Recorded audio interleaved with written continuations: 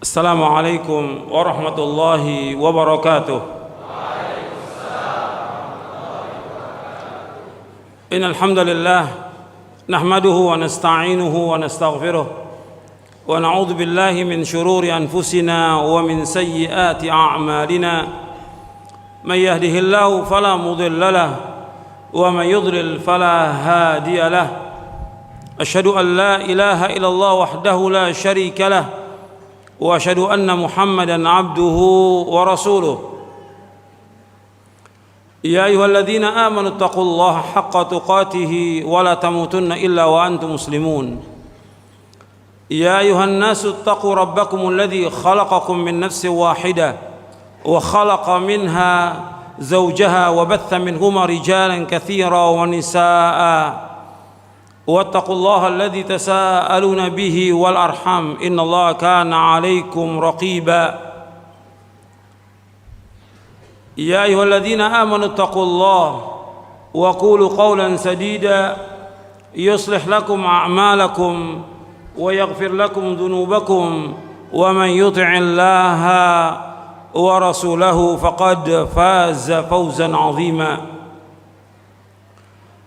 أما بعد فإن أصدق الحديث كتاب الله وخير الهدي هدي محمد صلى الله عليه وعلى آله وسلم وشر الأمور محدثاتها وكل محدثة بدعة وكل بدعة ضلالة وكل ضلالة في النار. Ayolah ikhwah a'azakumullah, kepada bapak, ibu-ibu, ikhwan dan akhwat, dan kepada seluruh yang hadir yang mudah-mudahan dirahmati oleh Allah SWT, diberikan keberkahan oleh Allah SWT. Kita bersyukur kepada Allah atas semua nikmat yang Allah karuniakan kepada kita, nikmat Islam, nikmat iman, nikmat sehat, nikmat afiat, nikmat dijauhkan oleh Allah dari berbagai macam malapetaka, nikmat diberikan hidayah di atas Islam dan sunnah, nikmat diberikan hidayah taufik untuk selalu dan senantiasa menuntut ilmu syar'i yang merupakan kewajiban atas setiap muslim dan muslimah. Sebagaimana sabda Nabi SAW, talabul ilmi faridatun ala kulli muslimin. Menuntut ilmu itu wajib atas setiap muslim. Kita bersyukur kepada Allah SWT atas semua nikmat, dan nikmat yang Allah karuniakan kepada kita sangat banyak dan tidak akan dapat kita hitung. Dan nikmat yang paling besar Allah karuniakan kepada kita, kita diberikan hidayah di atas Islam dan kita diberikan hidayah di atas sunnah. Karena dua ini harus kita berpegang teguh. Karena enggak ada Islam tanpa sunnah, enggak ada sunnah tanpa Islam. Orang yang mengaku dirinya sebagai seorang muslim, dia wajib mengikuti sunnah Nabi SAW, karena ini akan membawa kepada keselamatan. Apalagi kita melihat zaman yang ada ini zaman fitnah. Fitnah semakin banyak, apakah itu fitnah syubuhat maupun fitnah syahwat. Kita wajib menjauhkan fitnah-fitnah ini. Fitnah syubuhat merusak ilmu seseorang. Fitnah syubuhat merusak pemahaman seseorang. Fitnah syubuhat merusak dia dalam dia beragama, meskipun dia orang yang berilmu. Kalau fitnah syahwat merusak tujuan hidup dia. Fitnah syahwat berkaitan dengan kedudukan, jabatan, harta, wanita, anak-anak. Itu merupakan fitnah asyahawat, merusak tujuan hidup seorang yang mestinya dia tujuannya hidup untuk akhirat, akhirnya hidupnya untuk dunia. Karena apa? Karena syahwat fitnah. Makanya kita wajib berhati-hati terhadap berbagai macam fitnah yang ada. Kita harus ingat sebagai seorang muslim, tujuan hidup kita surga. Itu yang harus kita ingat, bukan dunia, surga. Saya akan bawakan satu ayat dari Al-Quran dan juga ada dari Nabi SAW. Dan banyak yang akan bawa sebagai mukaddimah, saya akan jelaskan kepada antum bahwa orang mukmin tujuan hidupnya adalah sorga, bukan dunia. Allah berfirman dalam surah Ali Imran, surah yang ketiga ayat 185. Allah berfirman, kullu nafsin dha'iqatul maut wa innama tuwaffawna ujurakum yawmal qiyamah faman zuhzi'a 'anil nari wa udkhilal jannata faqad faz wa mal hayatud dunya illa mata'ul ghurur. Allah berfirman dalam surah Ali Imran, surah yang ketiga ayat 185. Kullu nafsin dha'iqatul maut. Setiap jiwa pasti akan mati. Wa innama tuwaffawna ujurakum yaumal qiyamah. Dan sesungguhnya akan disempurnakan ganjaran kalian nanti pada hari kiamat. Faman zuhzi'a 'anil nari wa udkhilal jannata faqad faz. Barang siapa yang dijauhkan dari api neraka, dimasukkan ke dalam sorga, maka dia adalah orang yang sukses. Barang siapa yang dijauhkan dari api neraka, dimasukkan ke sorga, maka dia adalah orang yang sukses. Wa mal hayatud dunya illa mata'ul ghurur. Dan tidaklah kehidupan dunia melainkan kehidupan yang menipu. Allah sebutkan di sini ada 4 dalam ayat ini. Yang pertama Allah sebutkan kullu nafsin dha'iqatul maut, setiap jiwa pasti akan mati. Siapapun dia orangnya pasti akan mati. Enggak ada orang yang kekal hidup, tidak ada. Tidak ada. Siapapun dia, hatta para nabi, hatta para rasul, nggak ada yang hidup, semuanya mati. Sampai Allah berfirman kepada Nabi Muhammad SAW, innaka mayyitun wa innahum mayyitun. Sesungguhnya engkau Muhammad pasti mati dan mereka pun pasti mati. Nggak ada yang namanya orang tuh hidup atau hidup lagi, nggak ada dalam Islam, tidak ada. Semua sudah mati. Al-anbiya wa rusul, kecuali satu aja yang belum mati, yaitu Nabi Isa alaihi wassalam. Diangkat ke langit oleh Allah dan dia ditugaskan oleh Allah untuk membunuh siapa? Dajjal. Setelah membunuh Dajjal baru Nabi Isa meninggal dunia. Tugasnya belum selesai. Diangkat oleh Allah ke langit sesuai dengan nas Al-Quran. Jadi setiap jiwa semua mati, siapa aja dia. Apakah dia seorang guru, seorang wali, sahabat, nabi, semua mati. Makanya ketika Abu Bakar As-Siddiq radhiyallahu an mendengar Nabi meninggal, semua sahabat sedih. Sedih para sahabat. Sampai Umar mengatakan, barang siapa mengatakan Nabi Muhammad mati, aku penggal lehernya. Karena kecintaan beliau yang luar biasa kepada Rasulullah SAW. Di depan para sahabat yang lain, Abu Bakar masuk radhiyallahu an, langsung bertemu dengan Nabi di rumahnya, di rumah Aisyah, mencium kening Nabi, mengatakan engkau adalah orang yang baik ketika hidup dan baik ketika mati. Menangis Abu Bakar. Kemudian Abu Bakar masuk ke dalam masjid, melihat Umar masih memegang pedangnya. Kemudian Abu Bakar mengatakan kepada para sahabat, man kana ya'budullah fa innallaha hayyun la yamut wa man kana ya'budu Muhammadan fa inna Muhammadan qad mat. Barang siapa yang menyembah Allah, Allah tetap hidup dan tidak akan mati. Barang siapa yang menyembah Muhammad, Muhammad sudah mati. Langsung terjatuh pedangnya Umar, nangis Umar. Dan kemudian dibacakan ayat oleh Abu Bakar As-Siddiq radhiyallahu an dalam surah Ali Imran.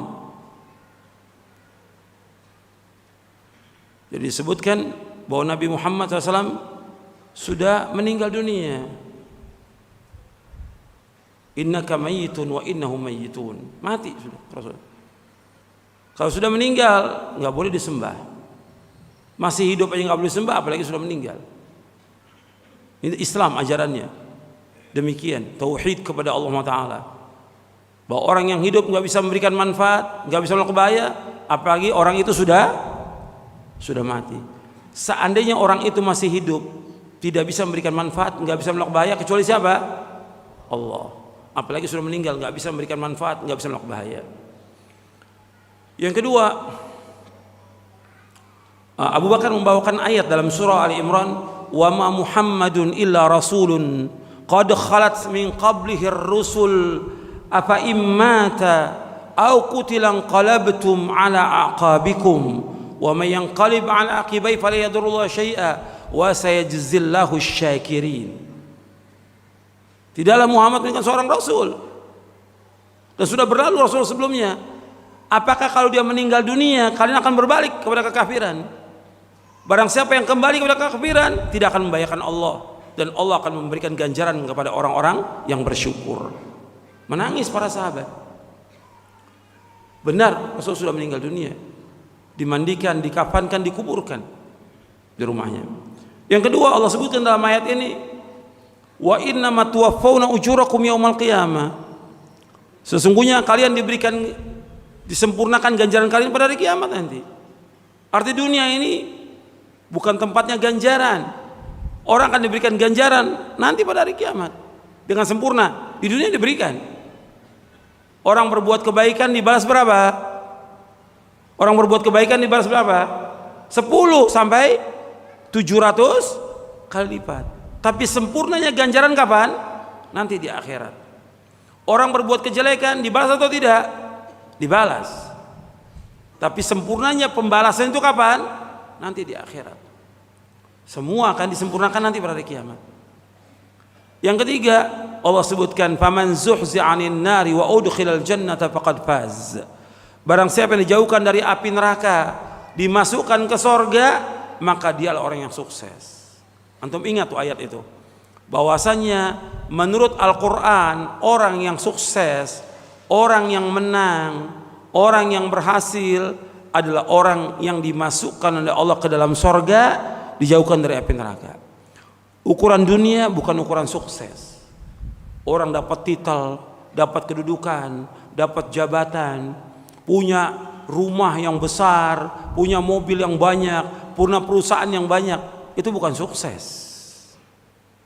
Sukses yang hakiki, sukses yang abadi menurut Allah dalam Al-Quran, kalau orang dijauhkan dari api neraka, dimasukkan ke sorga, baru dia dikatakan orang apa? Sukses. Yang pertama kali sukses para anbiya wa rusul. Semua nabi-nabi, semua rasul-rasul adalah orang yang sukses. Jadi orang kita kan ukurannya apa? Dunia. Punya harta banyak, punya kedudukan, punya jabatan, jadi menteri, jadi wali kota, sukses. Bukan. Itu fitnah yang besar buat dia. Fitnah apa masuknya tadi? Fitnah apa? Syahwat. Fitnah syahwat. Dan banyak orang tertipu dengan dunia. Makanya yang keempat terakhir di ayat itu Allah sebutkan wa mal hayatud dunya illa mata'ul gurur. Dan tidaklah kehidupan dunia melainkan kehidupan yang menipu. Ini Allah yang mengatakan kehidupan dunia menipu, mata'ul gurur. Jangan dikejar dunia. Yang dikejar akhirat. Tujuan hidup seorang mukmin apa? Judul materi ini apa? Sorga. Tujuan hidup seorang mukmin sorga, bukan dunia. Makanya dia berusaha siang dan malam melaksanakan syariat Islam ini agar dia masuk sorga, bukan dunia. Dunia nggak ada arti apa-apa. Dunia ini kata Nabi Muhammad SAW lebih jelek daripada bangkai kambing. Dunia nggak ada harganya meskipun hanya seberat sayap nyamuk. Sampai Nabi bersabda sallallahu alaihi wasallam dalam hadis yang sahih yang diriwayatkan oleh Imam At-Tirmidzi, "Lau kanatid dunya ta'dilu 'indallahi janaha ba'udatin ma saqa kafiran minha syarbata ma'in." Kalau seandainya dunia ini berharga meskipun hanya seberat sayap nyamuk, maka Allah nggak akan berikan minum meskipun hanya seteguk kepada orang kafir. Kalau dunia ini ada harganya, seberat sayap nyamuk, orang kafir nggak dikasih minum. Karena tidak ada harganya, maka dikasih semuanya sama Allah kepada orang kafir. Karena nggak ada harganya. Dikasih kekayaan, dikasih harta, segala macam sudah. Tapi semua itu supaya mereka tambah dosa untuk orang kafir. Semua itu akan membawa mereka kemana? Ke neraka. Makanya Nabi SAW ditawarkan oleh malaikat dunia, Nabi nggak mau. Ada seorang malaikat turun, kata malaikat Jibril kepada Nabi Muhammad SAW, malaikat ini sejak Allah ciptakan belum pernah turun ke dunia. Kemudian malaikat ini bertanya kepada Rasulullah SAW, aku diutus oleh Allah untuk menanyakan kepada engkau Muhammad, apakah engkau ingin menjadi raja sekaligus seorang rasul, atau engkau menjadi hamba sekaligus seorang rasul? Apa kata malaikat Jibril? Tawadhu ya Rasulullah. Tawadhu ya Rasulullah, kata malaikat Jibril. Nabi SAW menjawab, bal abdan rasula. Aku ingin menjadi seorang hamba dan juga seorang rasul. Kalau Nabi mau, dikasih nggak itu kekuasaan oleh Allah? Saya mau tanya kepada antum, kalau Nabi mau dikasih nggak kekuasaan? Dikasih. Kalau Nabi mau jadi raja, dikasih nggak sama Allah? Dikasih. Tapi Nabi nggak mau. Bal abdan rasulah, bahkan aku menjadi seorang hamba dan seorang rasul. Ditawarkan. Bahkan ketika Nabi di Mekah kan orang-orang musyrik Mekah menawarkan, engkau mau wanita, aku kasih wanita yang paling cantik di Mekah ini. Engkau mau kekuasaan, aku kasih kekuasaan. Engkau mau harta, aku kasih. Nggak mau semuanya Nabi. Tidak. Tetap Nabi mau berdakwah, dakwah tauhid, menegakkan tauhid kepada umat agar umat faham tentang agamanya, beribadah hanya kepada Allah, menjauhkan segala macam bentuk kesyirikan. Sebagaimana para anbiya wa rasul mendakwakan dakwah tentang tauhid agar umat ini beribadah hanya kepada Allah dan tidak berbuat syirik kepada Allah. Itulah jalan dia yang akan membawa dia ke surga.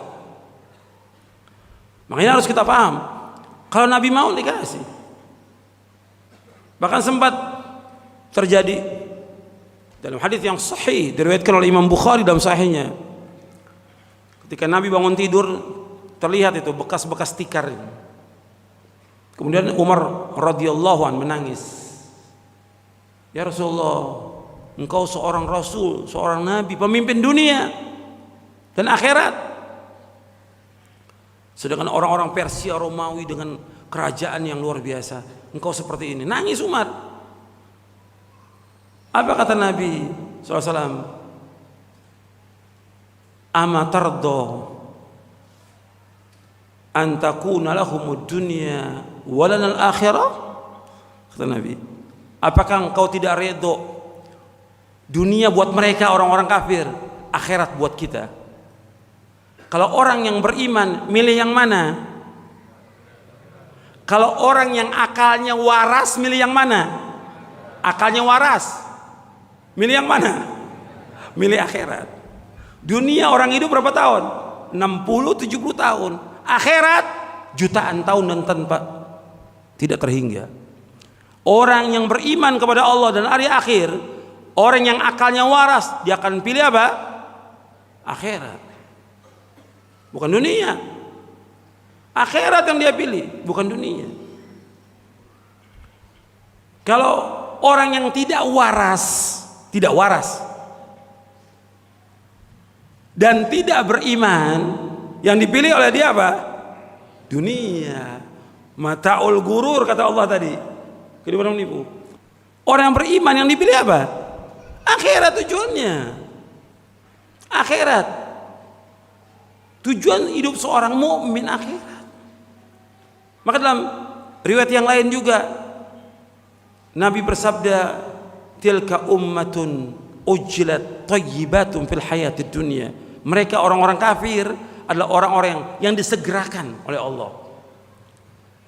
Kebaikan dunia, di akhirat nggak dapat apa-apa. Maka Allah sebutkan dalam beberapa ayat Al-Quran, orang-orang kafir mereka berbuat kebaikan. Bukan orang kafir itu nggak pernah berbuat kebaikan. Ada orang yang nolong gempa, jadi gempa dia nolong, kasih makan. Ada nggak yang kasih makan? Bawa sepesawat ngasih makan orang kafir. Nolong orang yang kena tsunami, nolong fakir miskin, bikin panti asuhan, ngasih sumbangan ke pondok pesantren. Ada nggak orang kafir begitu? Ada. Tapi nggak dapat apa-apa dia. Di dunia dibalas oleh Allah, tapi di akhirat tidak. Allah berfirman, wa qadimna ila ma amilu min amalin faj'alnahu haba'an manthura. Kami hadapkan seluruh amalan mereka, kami jadikan seperti debu-debu yang berterbangan. Nggak ada nilainya. Karena orang kafir dengan nas Al-Quran, tempatnya mereka di mana? Orang kafir yang dia mati dalam kekafiran, menurut nas Al-Quran tempatnya di mana? Neraka. Jelas. Allah berfirman dalam surah Al-Bayyinah, innal ladzina kafaru min ahlil kitabi wal musyrikina fi nari jahannam khalidina fiha ulaika hum syarrul bariyah. Sesungguhnya orang-orang kafir dari ahlul kitab dan kaum musyrikin, tempat tinggal mereka di neraka jahanam. Mereka kekal di dalamnya selama-lamanya, dan mereka, kata Allah, sejelek-jelek makhluk di muka bumi ini. Orang kafir yang dia mati dalam keadaan kafir. Orang kafir yang mati dalam keadaan kafir, tempat tinggalnya, kata Allah, di mana? Neraka, kekal dalam neraka. Penyesalan mereka kapan adanya? Penyesalan orang kafir kapan? Ketika masuk di neraka. Manfaat atau tidak? Manfaat atau tidak? Tidak. Orang beriman jangan seperti orang kafir. Orang beriman hidup ini digunakan terus untuk ibadah kepada Allah. Habiskan waktu kita untuk ibadah kepada Allah. Yang kita cari sorga, semua niatkan karena Allah, bukan mencari dunia. Dunia pasti akan datang dan pasti akan dikasih. Yang disuruh cari oleh Allah, dunia atau akhirat? Allah berfirman, wabtaghi fi ma ataqallahu daral akhirah wa la tansa nasibaka minad dunya. Dalam surah Al-Qasas Allah mengatakan, hendaklah kamu cari apa yang Allah sediakan bagi kamu di akhirat. Cuma jangan lupa dunia. Tapi tujuan kita akhirat. Dunia tetap wajib kita cari. Orang cari nafkah, kerja, usaha, wajib. Nggak boleh bergantung pada orang lain. Tapi tetap hidupnya dia, seluruh waktunya dia untuk ibadah kepada Allah, untuk mencari sorga. Tinggal dia harus pandai-pandai mengatur waktu. Harus pandai-pandai mengatur waktu. Jangan seperti orang kafir. Orang kafir dari mulai pagi sampai kapan? Sampai sore kerja. Sore sampai malam kerja. Udah gitu sampai pagi lagi kerja. Orang kafir. Orang beriman tidak. Cukup berapa jam aja dia kerja atau usaha. Sisanya untuk istrinya, untuk anaknya, untuk orang tua, untuk ngaji, untuk nuntut ilmu, untuk baca Al-Quran, untuk berbuat baik pada orang tua. Itu orang beriman. Waktunya diatur, bukan habis buat dunia. Kalau sekarang kenyataan apa? Habis buat dunia. Karena mengikuti siapa? Mengikuti orang kafir. Nggak mungkin orang Islam bisa mengejar orang kafir, nggak mungkin. Kita hidup untuk akhirat, mereka hidup untuk apa? Dunia. Salah kalau kita kemudian bagaimana kita mengejar orang kafir? Nggak mungkin kita kejar orang kafir. Ini orang yang akalnya tidak waras. Tidak waras. Kok ngejar sama dengan orang kafir? Akhirnya apa? Awalnya dunia, lama-lama ibadah, lama-lama tingkah laku, lama-lama agama dilepas. Udah saya jadi orang kafir aja. Na'udzubillah, nasallallahu alaihi wasallam. Ada nggak yang begitu? Ada. Kita buat akhirat hidup kita. Makanya kalau Nabi sholat Jumat yang dibaca oleh Nabi 2 surah. Surah apa? Yang pertama Al-A'la, yang kedua Al-Ghasyiyah. Di surah Al-A'la Nabi membaca ayat bal tu'thirunal hayatad dunya wal akhiratu khairu wa abqa. Setiap Jumat Nabi ingatkan tuh dengan ayat itu. Bal tu'thirunal hayatad dunya, bahkan kalian lebih utamakan kehidupan dunia. Padahal akhirat lebih baik dan lebih kekal. Jutaan kali dari dunia. Lebih baik akhirat itu. Tapi kenapa orang-orang mengejar dunia? Makanya kalau kita kembali tadi kepada orang kafir itu menyesal semuanya ketika mereka dimasukkan ke dalam neraka. Bahkan mereka berusaha ingin menebus dengan sepenuh bumi apa? Emas. Bukan 10 gram, bukan 1 kilo, bukan 1 ton, sepenuh bumi. Bayangkan itu, mau tebus dia supaya dia dikeluarkan dari mana? Neraka. Nggak mungkin keluar dari neraka. Jadi orang kafir itu kepengen dia menebus dirinya dengan sepenuh bumi emas supaya dikeluarkan dari api neraka. Innal ladzina kafaru wa matu wa hum kuffarun fala yuqbala min ahadi mil'ul ardi dhaba wa la yuftara bi ulaika lahum adzabun alim wa ma lahum min nasirin. Dalam surah Ali Imran ayat 91.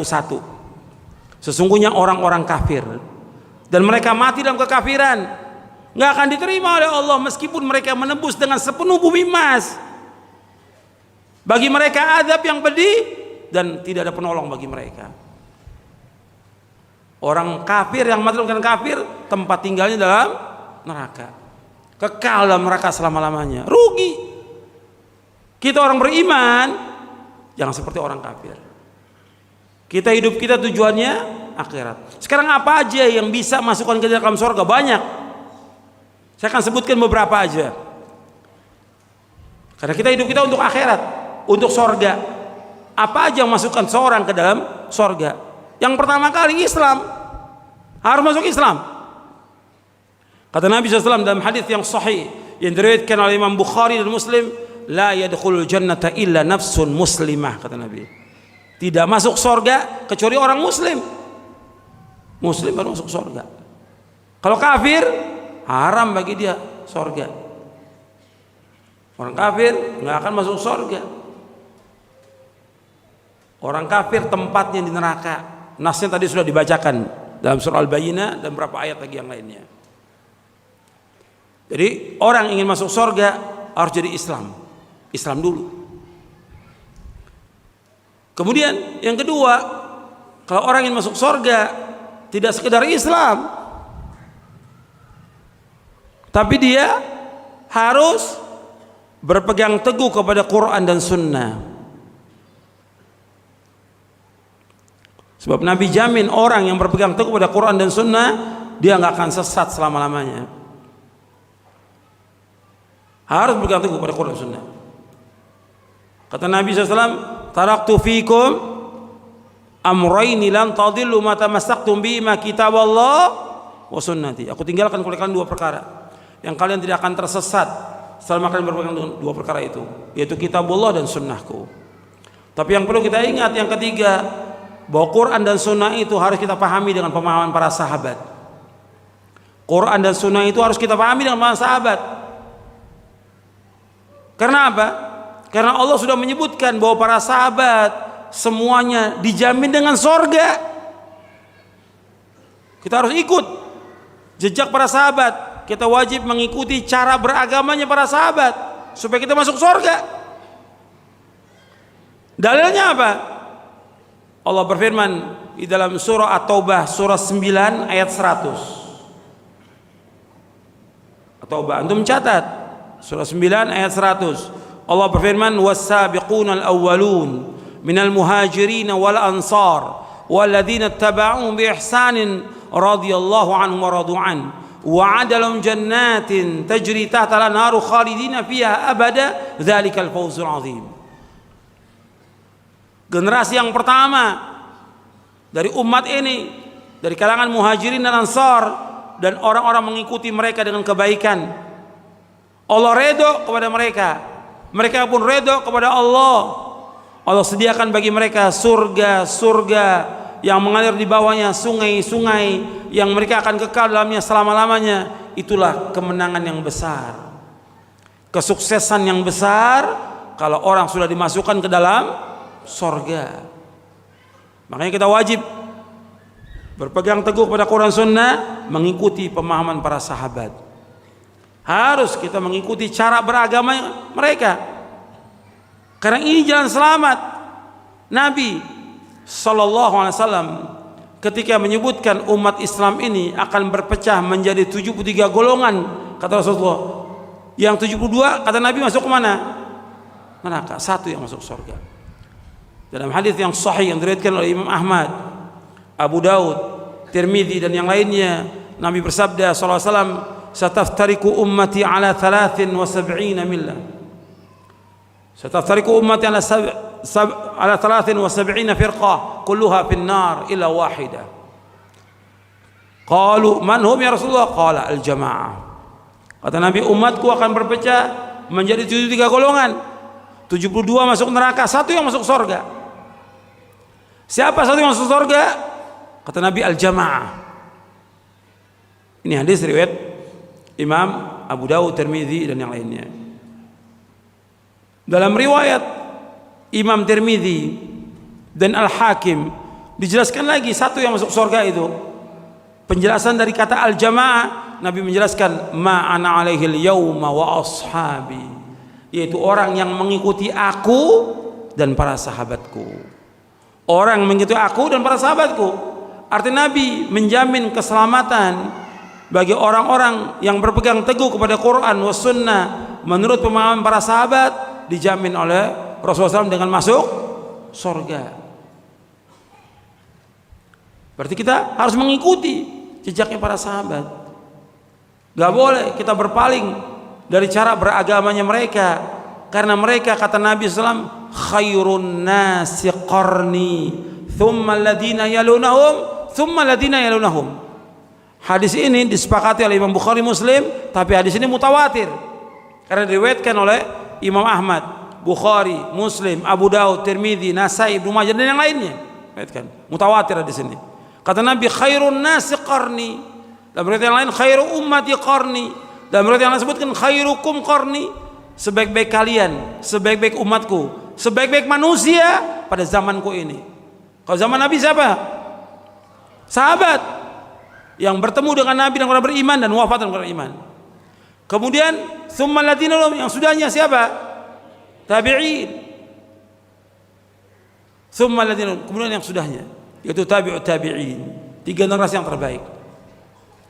Nabi sebutkan sahabat itu yang terbaik karena baik mereka tentang apanya? Tentang akidahnya, tentang ibadahnya, tentang akhlaknya, tentang muamalahnya, tentang segala macam jihadnya. Mereka yang terbaik para sahabat. Khairun nas, sebaik-baik manusia. Bukan rupanya, bukan kendaraannya, bukan hartanya, bukan. Ukurannya manusia itu hati dan amal. Mereka yang terbaik dari umat ini.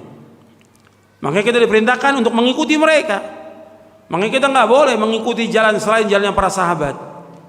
Kalau mengikuti jalan selain jalan para sahabat, Allah ancam orang-orang itu dengan apa? Dengan kesesatan di muka bumi ini, dan juga diancam dengan masuk neraka. Antum lihat ayatnya dalam surah An-Nisa, surah yang keempat ayat 115. Allah berfirman, "Wa may yushaqiqir rasula min ba'di ma tabayyana lahul huda wa yattabi' ghayra sabilil mu'minin nuwallihi ma tawalla wa nuslihi jahannam wa sa'at masira." Barang siapa yang menentang Rasul sesudah jelas baginya petunjuk dan mengikuti jalan selain jalan kaum mukminin, artinya mengikuti jalan selain jalan para sahabat, nuwallihi ma tawalla, kami biarkan dia sesat. Di dunia dibiarkan sesat. Wa nusli jahannam, dan nanti di akhirat kami akan masukkan dia ke neraka jahanam. Wa sa'at masira, dan neraka jahanam itu sejelek-jelek tempat kembali. Artinya orang yang tidak mengikuti pemahaman para sahabat, mereka di dunia dia sesat, dan di akhirat dia diancam dengan masuk neraka. Sampai sini jelas? Jelas ya? Saya lanjutkan lagi. Ini kalau saya bahas tentang ini aja panjang, tapi saya akan bahas juga yang lain. Di antara jalan untuk masuk ke dalam sorga, mentauhidkan Allah. Mentauhidkan Allah. Yang dasar kita memahami tentang kalimat la ilaha illallah. Nabi SAW bersabda dalam hadis yang sahih yang diriwayatkan oleh Imam Muslim, man mata wa huwa ya'lamu annahu la ilaha illallah dakhala al-jannah. Barang siapa yang mati dalam keadaan dia mengetahui tiada ilah yang berhak diibadahi melainkan hanya Allah, maka dia pasti masuk surga. Antum perhatikan di sini. Nabi menyebutkan di sini, barang siapa yang mati dalam keadaan dia mengetahui. Artinya mengetahui tidak ada yang berhak diberi dengan benar kecuali Allah, maka dia masuk surga. Artinya dia mengetahui tentang la ilaha illallah, dia mengetahui tentang maknanya, dia mengetahui tentang rukunnya, dia mengetahui tentang konsekuensinya dari la ilaha illallah. Bukan sekedar mengucapkan la ilaha illallah, tapi dia harus paham. Makanya kalimatnya ya'lam wa huwa ya'lam. Dan Allah menyebutkan demikian dalam Al-Qur'an. Fa'lam annahu la ilaha illallah. Fa'lam annahu la ilaha illallah. Dalam surah Muhammad ayat 19. Fa'lam annahu la ilaha illallah. Ketahuilah bahwa tiada ilah yang berhak diberikan hanya Allah. Satu yang disembah, hanya Allah. Berarti semua yang disembah oleh manusia kepada selain Allah semuanya batil. Orang menyembah kubur, menyembah batu, menyembah pohon, menyembah matahari, menyembah dewa, menyembah segala macam, semuanya batil, semuanya sesat, semuanya kufur, semuanya syirik, kecuali satu yang diibadahi hanya Allah SWT. Karena Allah berfirman, "Dzalika bi anna Allah wal haqq wa anna ma yad'una min dunihi wal batil wa anna Allah wal kabir." Yang demikian satu yang hak itu hanya Allah. Selain Allah semuanya batil, dan Allah yang maha tinggi, Allah yang maha besar. Wajib kita yakini. Makanya kalimat mengetahui bukan sekedar mengetahui, dia memahami. Karena nggak ada ilmu tanpa paham. Dia meyakini dan mengamalkannya. Karena banyak orang mengucapkan kalimat Allah masih nyembah kubur. Ada nggak seperti itu? Banyak nggak? Banyak. Mengucapkan kalimat Allah tapi masih nyembah kubur, masih nyembah batu, masih nyembah pohon, masih pasang sesaji ke dewa laut. Ini syirik atau tidak? Syirkun akbar, syirik yang paling besar. Syirik yang paling besar yang Allah nggak akan ampuni dosanya kalau dia nggak tobat. Kalau dia mati dalam syirik, tempatnya di neraka, kata Allah dalam Al-Quran.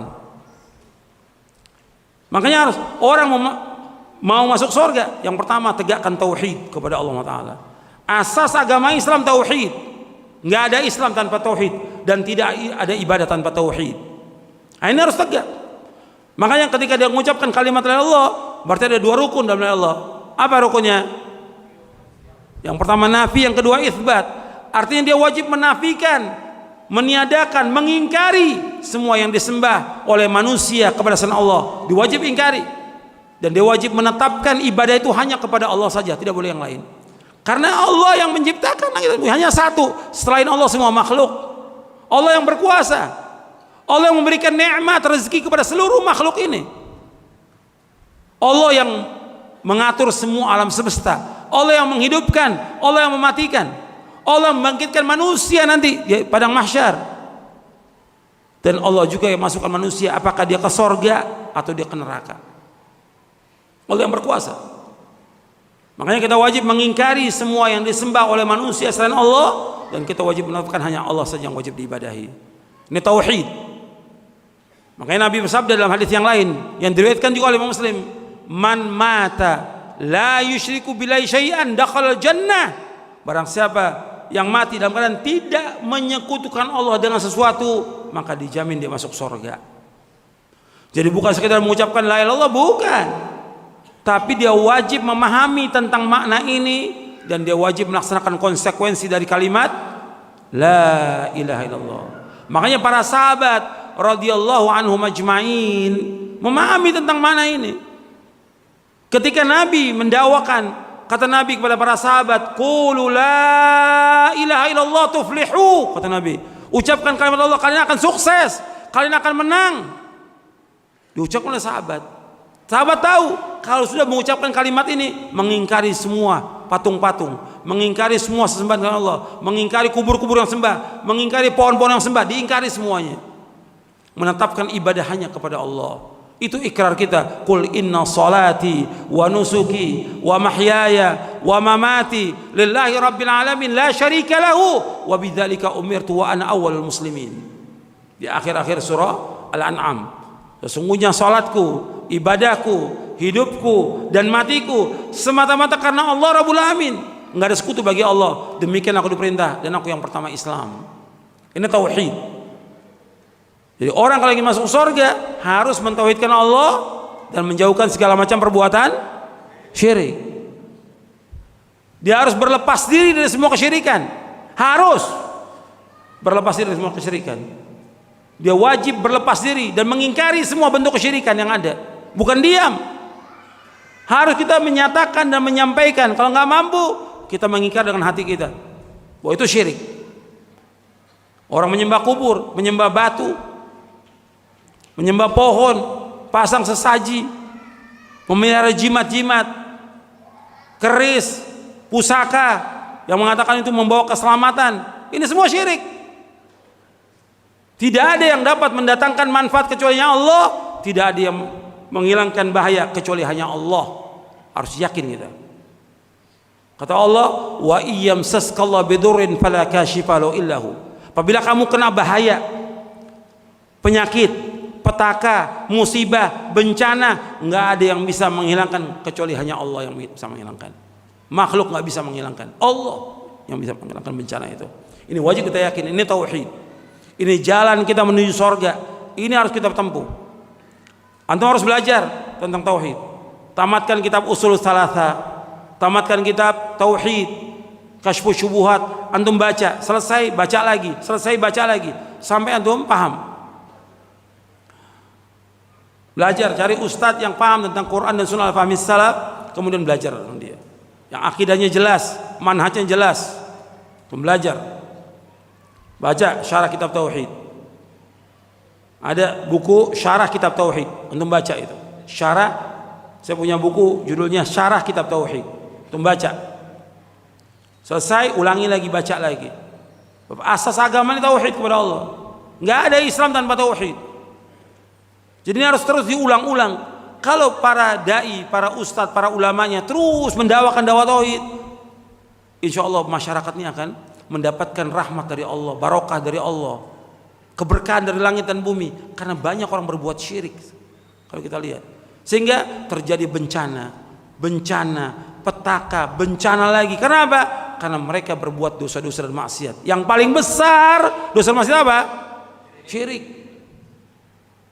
Lihat, makanya Allah menyebutkan, ketika Allah menyebutkan tentang semua kerusakan terjadi di daratan, di lautan dengan sebab tangan-tangan manusia, Allah merasakan azab dari apa yang mereka lakukan. Supaya apa?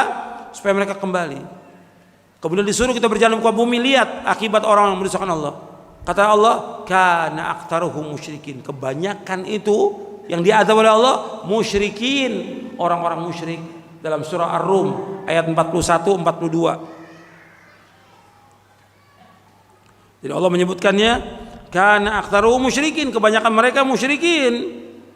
Jadi antum melihat bahwa kebanyakan mereka itu berbuat kesyirikan kepada Allah Subhanahu wa taala. Makanya kita jangan berbuat syirik. Allah sebutkan dalam surah Ar-Rum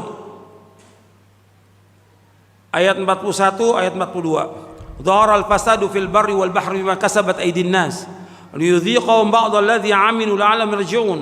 Telah tampak kerusakan di daratan dan di lautan. Kerusakan terjadi di daratan, di lautan. Bima kasabat aydin nas, dengan sebab tangan-tangan manusia, dengan sebab perbuatan dosa manusia, kerusakan ini. Kata Allah apa? Liyudhiqahum ba'dha alladhi 'amilu, agar Allah merasakan kepada mereka azab ini, agar Allah rasakan kepada mereka ba'dha alladhi 'amilu, sebagian dari apa yang mereka kerjakan. Belum semuanya. Dosa yang dilakukan oleh manusia itu apa? Sebagian dosa apa semua dosa sekarang ini? Hampir semua dosa yang dilakukan manusia sekarang ini. Syirik dilakukan, durhaka pada orang tua, judi, khomer, homo, zina, dan segala macam sudah kerusakan yang ada. Dosa-dosa dilakukan manusia. Allah mengadab sebagian dosa mereka aja, nggak semuanya. Kalau semua dosa aja Allah adab, hancur semuanya nih bangsa ini. Karena depan mata kita semua dilakukan. Antum bisa mengetahui sendiri dosa yang dilakukan. Hatta di sini di Palu ini apa dosa yang nggak dilakukan?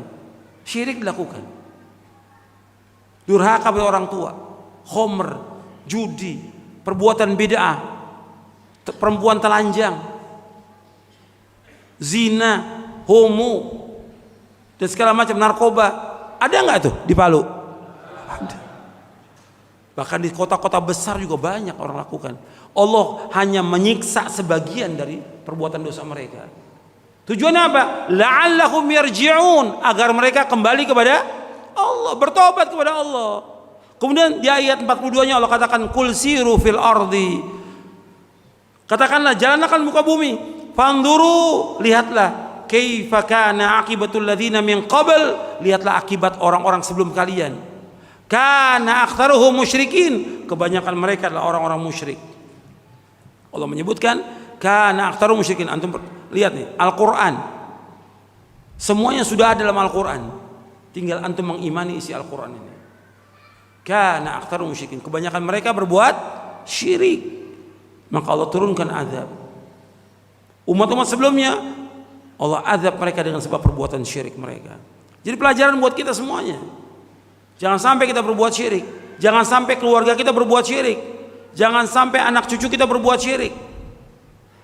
Makanya Nabi Ibrahim AS terus mendakwakan orang tuanya, terus mendakwakan juga kaumnya agar mereka mentauhidkan Allah dan menjauhkan syirik. Tapi mereka nggak mau. Setelah mereka nggak mau, Ibrahim mengambil sikap berlepas diri dari mereka semuanya. Sikap itu penting dalam kita beragama, ini penting. Banyak umat Islam nggak punya sikap. Iya tidak? Pada kaum musyrikin orang berbuat syirik malah ikut. Banyak umat Islam yang ikut dalam perayaan kesyirikan? Banyak. Punya sikap, nggak boleh membantu, nggak boleh ucapkan selamat. Apalagi nanti ketika Natal, nggak boleh ucapkan selamat Natal, nggak boleh. Atau membantu dengan satu butir telur, nggak boleh. Hatta itu orang tua kita nggak boleh. Ada sikap orang beriman itu. Makanya Nabi Ibrahim punya sikap, mengatakan kepadanya, wa idz qala Ibrahimu li abi wa qaumihi innani bara'um mimma ta'budun illa alladhi fatarani fa innahu sayahdin wa ja'alaha kalimatan baqiyatan fi 'aqibi la'allahum yarji'un. Ingat tatkala Ibrahim berkata kepada bapaknya dan kaumnya, aku berlepas diri dari apa yang kalian sembah selain Allah, kecuali satu zat, yaitu Allah yang telah menciptakan aku, yang tetap aku loyal dan cinta hanya kepada Allah. Allah jadikan kalimat ini, kalimat la ilaha illallah, sebagai kalimat yang kekal pada anak cucunya, agar mereka kembali kepada kalimat ini. Jadi ini kepada semua ikhwan dan akhwat, perhatikan nih kalimat tauhid la ilaha illallah. Kemudian yang antara lagi yang memasukkan manusia ke sorga, ya semua amal-amal soleh. Yang paling besar dari amal soleh selain tauhid, sholat. Sholat memasukkan manusia ke sorga, sholat. Makanya harus betul-betul kita perhatikan tentang masalah sholat ini, nggak boleh tinggalkan. Tiang agama sholat ini. Dan yang pertama kali dihisab di hari kiamat apa? Sholat. Kalau sholatnya baik, semua amalnya baik. Kalau sholatnya jelek, seluruh amalnya baik. Awwalu ma yuhasabu bil abdi yaumal qiyamati as-shalah. Idza saluhat saluha saru amali wa idza fasadat fasada sairu amali. Yang pertama dihisab hari kiamat masalah sholat. Kalau sholatnya baik, seluruh amalnya akan baik. Kalau sholatnya jelek, seluruh amalnya akan jelek. Ukurannya sholat, bukan sekedar sholat, tapi antum sholat pada waktunya. Antum sholat sesuai dengan contoh Nabi SAW. Sallu kama ra'aitumuni usolli. Sholatlah kalian sebagaimana kalian melakukan sholat. Tumakninahnya, jaga tumakninahnya. Ini jalankan supaya kita masuk ke dalam surga. Sholat, tiang agama sholat. Yang pertama dihisab hari kiamat sholat. Dan Allah merintahkan agar kita menjaga diri kita, keluarga kita dari api neraka. Yang pertama kali sholat, tauhid dan sholat. Makanya ketika sahabat Mu'ad dikirim ke Yaman, disuruh untuk mendakwakan pertama kali tauhid. Yang kedua sholat, baru yang ketiga zakat. Sholat. Ini harus perhatikan ini. Masalah sholat, masalah penting, dan kita harus berusaha bagaimana menegakkan sholat yang 5 waktu dengan benar, dengan khusyuk, tumanina. Kemudian diantara amal yang masukkan manusia ke surga lagi, yaitu kita mengamalkan sunnah-sunnah Nabi SAW. Sunnah-sunnah Nabi, baik yang wajib maupun sunnah, ini kita berusaha untuk melaksanakannya. Karena Nabi menjamin dengan surga, dan banyak riwayatnya. Contoh teladan kita Rasulullah SAW, kita wajib meneladani beliau, ittiba' kepada beliau. Kalau kita ingin dicintai Allah, ittiba' kepada Rasulullah SAW, mengikuti sunnah Nabi. Sebab orang yang menyalahi sunnah Nabi, menyalahi perintahnya Nabi, tidak ikut kepada Nabi Muhammad SAW, maka diancam mereka dengan adab yang pedih. Jadi kebalikannya, orang yang taat kepada Nabi, melaksanakan sunnah Nabi, jaminannya apa? Surga. Kebalikannya. Di dalam surah An-Nur surah 24 ayat 63 Allah berfirman, "Falyahdharil ladzina yukhalifuna an amri an tusibahum fitnatun ay yusibahum adzabun alim." Hendaknya berhati-hati orang-orang yang menyalahi perintah Rasulullah, akan terkena fitnah atau azab yang pedih. Ini ancaman ini. Makanya kita harus mengikuti cara beragamanya Rasulullah SAW, mengikuti sunnahnya, supaya apa? Supaya kita selamat dan masuk surga. Ketika orang menyalahi beliau, dia akan terkena fitnah, dan nanti di akhirat akan terkena azab. Kemudian di antara lagi yang memasukkan manusia ke surga, berbakti pada kedua orang tua, birrul walidain. Tuh perhatikan nih, antum sebagian besar muda-muda ini, hatta yang sudah tua, selama masih ada orang tuanya, dia wajib untuk berbakti pada orang tua. Karena apa? Karena berbakti pada orang tua, berbuat baik pada orang tua, itu jalan menuju surga. Jalan menuju surga. Ketika anak itu durhaka pada orang tuanya, kurang ajar pada orang tuanya, melawan orang tuanya, tidak mentaati orang tuanya, ancaman neraka. Maka dosa besar yang paling besar yang Nabi sebutkan, yang pertama syirik, yang kedua apa? Uququl walidain, durhaka pada orang tua. Anda perhatikan tuh. Bahkan Nabi menyebutkan anak yang durhaka tidak masuk surga. Thalathun la yadkhulul jannah wa la yanzurullahu ilaihim yaumal qiyamah al-aqli walidayhi wal mar'atul mutarajjilatul mutasyabbihatu birrijal wad dayuth. Ada 3 golongan yang dia tidak masuk surga dan Allah enggak akan lihat dia pada hari kiamat. Yang pertama, al-aqli walidayhi, anak yang durhaka pada orang tuanya, tidak masuk surga. Yang kurang ajar sama orang tuanya, yang melawan orang tuanya. Yang kedua, perempuan-perempuan yang menyerupai laki-laki, pakaiannya ketat dengan seperti pakaian laki-laki, telanjang. Ini termasuk yang dia tidak masuk surga. Yang ketiga, ad-dayuth. Ad-dayuth yaitu dalam riwayat Imam Ahmad disebutkan alladzi yuqirru fi ahlil khubth, itu kepala rumah tangga yang membiarkan adanya kejelekan dalam rumah tangganya. Anaknya pacaran, berzina, dibiarkan oleh dia. Ini dayuth namanya. Anaknya berbuat kejelekan, fahisha, dibiarkan oleh bapaknya. Ini dayus namanya. Jadi anak durhaka itu diancam dengan tidak masuk surga, tempatin neraka. Makanya antum harus berbuat baik pada orang tua. Orang tua antum masih hidup, kesempatan antum berlomba-lomba untuk berbuat baik pada orang tua supaya antum masuk surga. Tetap di samping tauhid, melaksanakan sholat yang 5 waktu, amal-amal soleh yang lain, berbakti sama orang tua tetap. Kemudian yang terakhir yaitu yang harus diperhatikan oleh akhwat ya, yang perempuan ini, ibu-ibu dan akhwat, perhatikan, seorang wanita kalau dia sudah berkeluarga, mempunyai suami, kewajiban dia yang terbesar taat kepada suaminya. Perhatikan itu.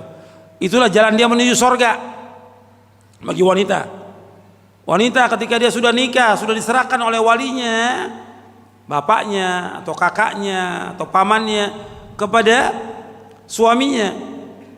Diserahkan ketika menikah itu. Ketika akad nikah sudah diserahkan bahwa tanggung jawab dunia akhirat yang tanggung jawab adalah suaminya. Maka si istri wajib untuk mentaati suaminya.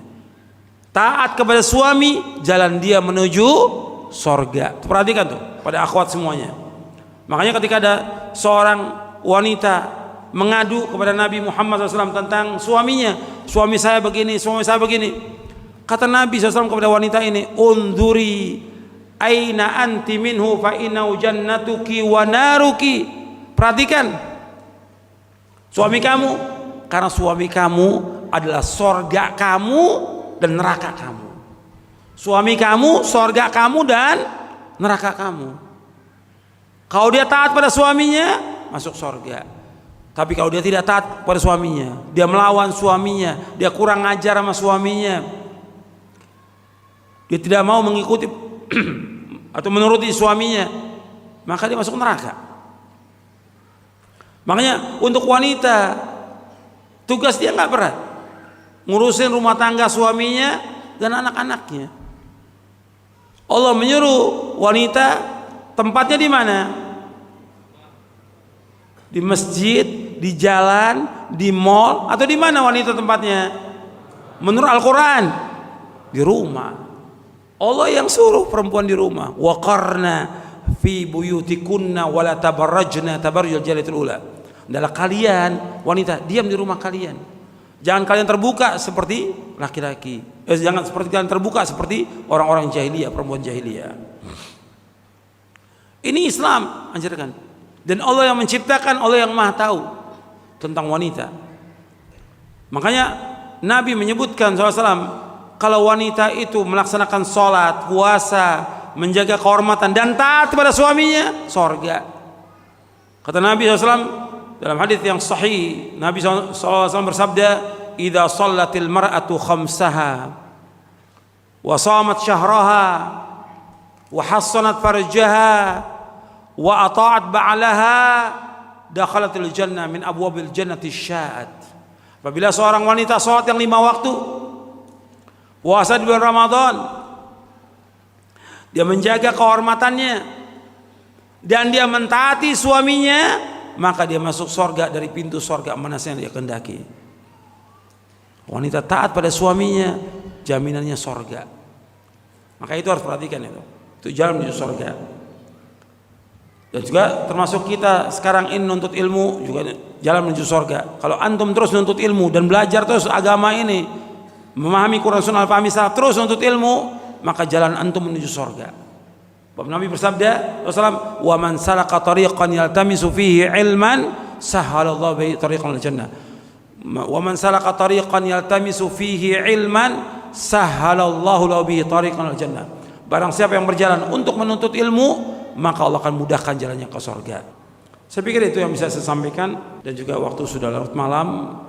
Kita sudah terima kasih karena pengurus masjid sudah memberikan kesempatan bagi kita untuk ngaji. Mudah-mudahan mereka dapat ganjaran, kita pun dapat ganjaran. Kurang lebihnya saya mohon maaf. Wassalamualaikum warahmatullahi wabarakatuh. Subhanakallahumma bihamdik, asyhadu an la ilaha illa anta astaghfiruka wa atubu ilaik. Assalamualaikum warahmatullahi wabarakatuh.